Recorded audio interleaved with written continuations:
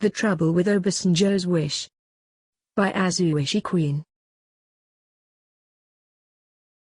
The New Year Day letter by Nigeria's former president Olusegun Obasanjo endorsing Peter Obi, one of the three frontrunners in the February presidential election, has raised a firestorm. But Obasanjo being Obasanjo, he fully expected it. If the letter endorsing the Labour Party candidate had gone unnoticed, uncriticized, and unreplied, then it would not have been Obasanjo's letter. Whatever the misgivings of the affected parties, most might agree on the central message that young people who constitute 65% of Nigeria's population and, according to the Independent National Electoral Commission, INEC, 76.5% of 9 million newly registered voters, would play a significant role in the forthcoming general elections. And those among them who are registered would be voting for the first time, if they have not joined the massive emigration train, famously called the Japa Wave, sweeping the country. According to records from the National Population Commission, NPC, 5 states, Kano, 3.4 million, Lagos, 2.7 million, Oyo, 1.7 million, Kaduna, 2.1 million, and Rivers states, 1.8 million, have the highest overall youth population between the ages of 20 and 34 among Nigeria's top 10. What then, is the problem with Obasanjo's letter?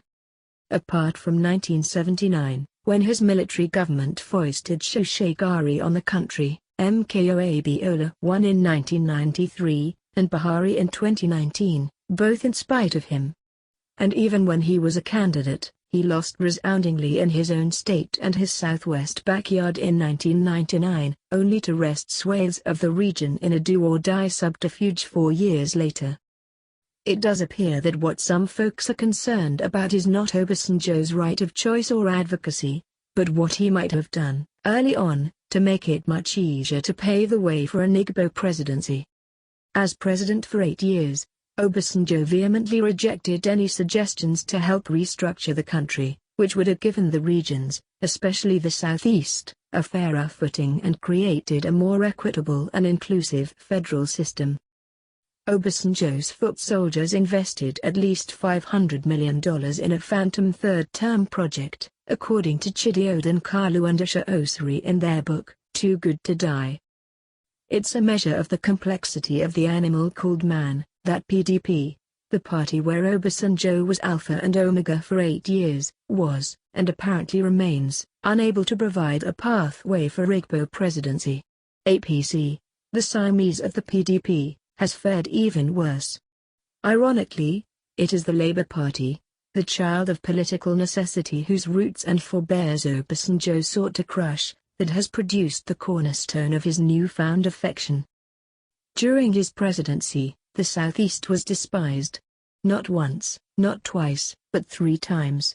He instigated the removal of Igbo Senate presidents, including Chuba Okadigbo, who had a mind of their own. Yet, they were lucky.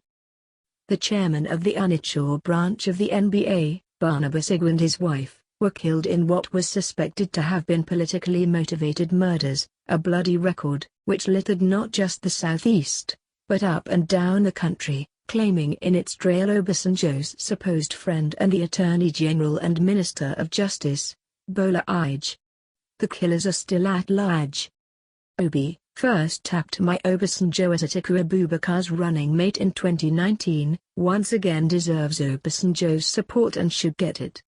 But what Obasanjo offers is not support, it is nearly 5.5 decades of overdue, self-interested atonement disguised as patriotism. It is worse than a Greek gift.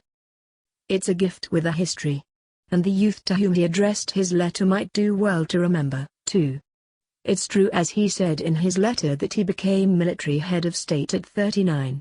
If you want to know how much Obasanjo loved the youth in his heyday, ask those who witnessed the Ali Must Go students' protest in 1978. The year before Ali Must Go, unknown soldiers burnt down, well, a youth's haven, Fela's Calcutta Republic, and beat residents with rifle butts and iron bars. Fela's mother, Olufunmilola, was dragged by the hair and thrown out the balcony. She survived the fall, but later died from its impact. And for those too blind to see the repression committed in plain sight, Obasanjo's military regime shipped some offshore, to an island 100 kilometers off the coast of Lagos, called Itoko, where critics of the military regime were imprisoned. It was an utterly squalid place which, interestingly, Buhari did not only retain, but also expanded when he seized power in a military coup 4 years after Obasanjo handed over to a civilian government. If Obi knows Obasanjo as I think he should, my unsolicited advice is that he should read the former president's letter of endorsement to the end. Somewhere there, in small print, he would find the words, "Buyer beware." Ishi Queen is the editor-in-chief of Leadership,